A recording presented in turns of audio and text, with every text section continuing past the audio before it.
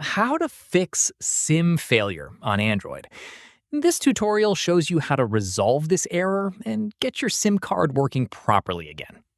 First, press and hold the power button until the power menu appears and tap Restart to reboot your device.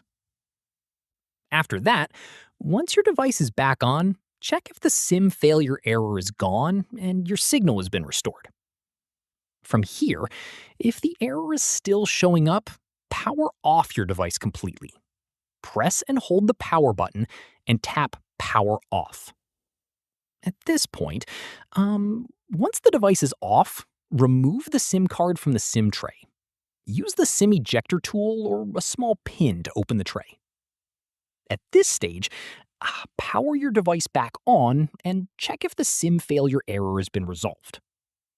Following this, if the error is still there, open your Android settings. Scroll down and tap on Connections. From there, tap on Mobile Networks. Let me show you. At this point, tap on Network Mode and make sure it is set to LTE Preferred or 5G Preferred, depending on your network. Following this, go back and tap on Network Operators.